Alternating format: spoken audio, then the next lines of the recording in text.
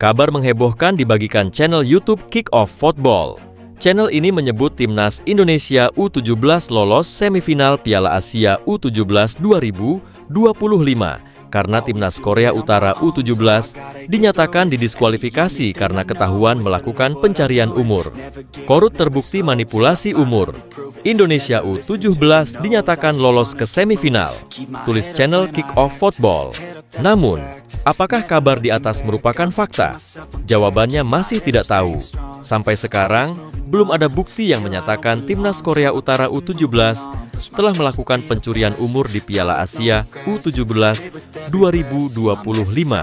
Timnas Korea Utara U17 pun masih dijadwalkan akan bertemu timnas Uzbekistan U17 di semifinal Piala Asia U17 2025 pada Jumat, 18 April 2025 dini hari WIB. Banyak pencinta sepak bola tanah air di media sosial yang curiga dengan usia asli para pemain timnas Korea Utara U17. Kecurigaan itu muncul karena beberapa pemain timnas Korea Utara U17 memiliki tinggi badan lebih dari 180 cm, sekalipun baru berusia 16 sampai 17 tahun. Dari 23 pemain yang dibawa pelatih Oh Tae-song ke Piala Asia U17 2025, 7 pemain diantaranya memiliki tinggi badan lebih dari 180 cm. Bahkan ada pemain yang memiliki tinggi badan menembus 190 cm, yakni John Yong-un. Hal itu kontras dengan tinggi badan pemain timnas Indonesia U17. Federasi Sepak Bola Iran dikabarkan mengajukan protes ke AFC soal dugaan pencurian umur skuad timnas Korea Utara U17 di Piala Asia U17 2025. Protes ini muncul setelah timnas Iran U17 bermain 1-1 dengan Korea Utara U17 di laga pertama Grup D Piala Asia U17 2025 pada Sabtu 5 April 2025 malam waktu Indonesia Barat. Kabar ini disampaikan pengamat sepak bola tanah air Haris Pardede. Ada berita resmi. Iran akan mengajukan keberatan soal Korea Utara yang diisukan mencuri umur, kata Bung Harpa. Timnas Indonesia U17 awalnya dijagokan memenangkan duel melawan Korea Utara U17.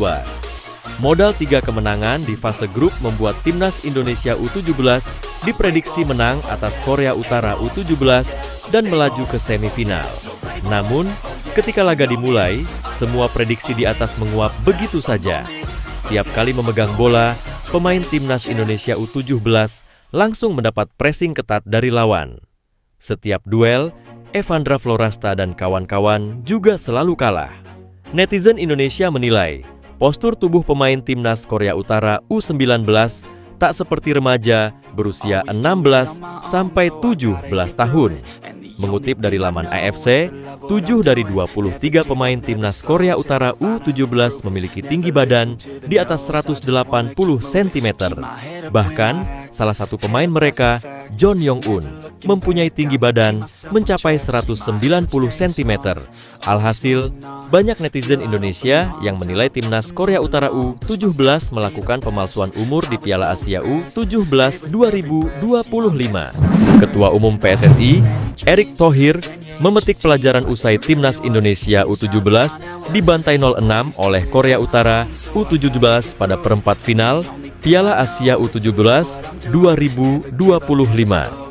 Erick juga mengimbau kepada supporter dan netizen jangan menghukum para pemain timnas Indonesia U17. Timnas Indonesia U17 kalah 0-6 dari Korea Utara U17 di babak perempat final Piala Asia U17 2025 di Stadion King Abdullah Sports City Hall, Jeddah Senin malam WIB. Meski kalah telak, Erick tetap salut atas prestasi yang ditorehkan timnas Indonesia U17 di Piala Asia U17 2025. Pasalnya, timnas Indonesia U17 berhasil menyapu bersih 3 pertandingan di grup C dengan kemenangan yang memastikan diri lolos ke perempat final Piala Asia U17 2025 sekaligus Piala Dunia U17 2025. Harus diakui babak 8 besar memang berat. Lihat bagaimana Jepang dikalahkan Arab Saudi melalui adu penalti. Lalu kemunculan kekuatan baru, model pembinaan berkelanjutan seperti itulah yang harus kita temukan agar bisa seperti Jepang, Korsel, dan kini Uzbekistan, kata Erik. Erik pun tetap meminta para pemain dan tim pelatih kembali ke tanah air dengan kepala tegak karena mampu berkompetisi dengan baik dan meraih tiket ke Piala Dunia U17 November mendatang di Qatar melalui babak kualifikasi. Bahkan, secara khusus, ia juga meminta pecinta bola dan netizen jangan menghukum pemain karena kalah atau membuli, bahkan memecah belah pemain serta tim pelatih. Atas dasar itu, Erik menyatakan akan memberikan perhatian lebih kepada Timnas Indonesia U17 menuju Piala Dunia U17. Erik juga menegaskan, PSSI tidak bisa berhenti dalam menjalankan program pembinaan prestasi para pemain muda Indonesia. Pelatih Timnas Indonesia U17 Nova Arianto meminta maaf usai timnya kalah 0-6 dari Korea Utara di perempat final Piala Asia U17 2025. Meski tersingkir di babak perempat final Piala Asia U17 2025, Timnas Indonesia U17 tetap mampu memenuhi target lolos ke Piala Dunia U17. Nova pun mengucapkan terima kasih atas perjuangan para pemain dan ofisial. Saya minta maaf akhirnya perjalanan kami di Piala Asia U17 harus terhenti di babak 8 besar. Pertama-tama saya sampaikan terima kasih sebesar-besarnya atas kerja keras semua pemain yang sudah berjuang untuk memberikan yang terbaik. Banyak pengorbanan dilakukan pemain, tetapi semua terbayarkan dengan kami lolos Piala Dunia U17, ucap Nova. Mantan bek Timnas Indonesia itu juga mengucapkan apresiasi kepada PSSI yang telah mendukung timnya. Tak lupa kepada PSSI dan Bapak Erick Thohir beserta jajarannya, termasuk pemerintah atas semua dukungan dan support yang diberikan kepada kami selama ini. Karena pastinya kami tidak bisa berjalan sendirian dan kami sangat membutuhkan semua support dari semua pihak, kata Nova. Tak lupa, Nova juga mengucapkan terima kasih kepada semua pendukung Timnas Indonesia yang telah mendukung perjuangan tim Garuda Muda di Piala Asia U17 2025. Untuk semua pendukung tim nasional, saya mewakili Timnas U19 mengucapkan terima kasih atas doa dan dukungannya, karena kami sangat membutuhkan support yang positif dari pecinta sepak bola Indonesia, sehingga kami bisa meraih mimpi kami, tutup Nova. Geger setelah berhasil membantai tim nasional Indonesia U17, tim yang jadi lawannya yakni Korea Utara U17 mendadak jadi sorotan. Pasalnya, para pemain asal Korut tidak terlihat seperti pada usia untuk kompetisi sekelas Piala Asia U19. Wajah-wajah mereka terlihat terlalu tua untuk pemain di usianya. Bahkan, secara postur badan juga demikian, sontak saja jika dibandingkan dengan tim asuhan Nova Arianto, perbandingannya sangat jauh berbeda sekali. Belum lagi, ditambah para netizen Indo yang berkelakar bahwa para pemain dari negeri tertutup ini bukanlah pemain U17, melainkan pemain U25. Jalannya pertandingan sewaktu Indonesia U17 dibantai Korea Utara, U17 memang terasa berbeda. Para pemain Korut terlihat sebagai pemain tangkas semua.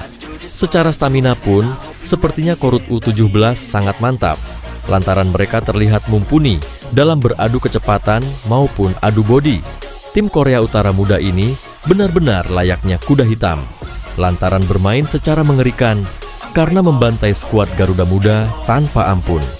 Bahkan sebelum pertandingan berakhir, tim Korut juga terlihat masih mengencangkan serangan. Mereka layaknya para robot yang tidak terlihat lelah. Pemain Korut badannya besar-besar banget, kayak nggak kelihatan pemain U17, ujar salah satu netizen. Dan lagi, melihat performa sekaligus permainan dari Korut U17 mereka terlihat layaknya seperti pemain profesional, walaupun tergolong muda untuk kompetisi U17. Ketua Umum PSSI Erick Thohir mengapresiasi kiprah Timnas Indonesia U17 di Piala Asia U17 2025 sekaligus bicara mengenai persiapan ke Piala Dunia U17 2025. Garuda Muda memastikan tiket lolos ke Piala Dunia U17 2025 pada bulan November mendatang setelah sapu bersih kemenangan dalam fase grup Piala Asia U17 2025. Pada prosesnya, timnas Indonesia U17 terhenti di perempat final Piala Asia U17 2025 usai dibekap Korea Utara U17 dengan skor 0-6. Rencananya skuad timnas Indonesia U17 akan bertolak dari Arab Saudi pada hari Rabu ini untuk bertolak ke Indonesia. Garuda Muda diperkirakan tiba di Jakarta pada hari Kamis malam besok.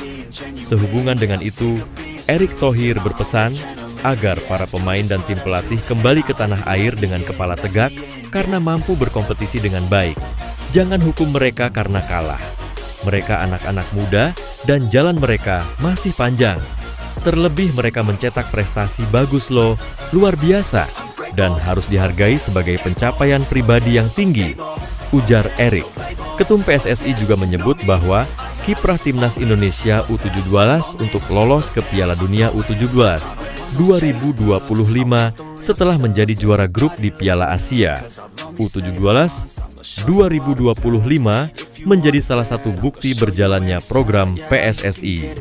Erick membandingkan kelolosan Garuda Muda ke Piala Dunia U17 2025 pada saat ini dibandingkan dengan pada saat lolos di tahun 2023. Untuk itu, Erick Thohir menegaskan bahwa PSSI kini akan sebaik mungkin mempersiapkan timnas Indonesia U17 agar dapat berkiprah semaksimal mungkin di perhelatan Piala Dunia U17 2025 mendatang.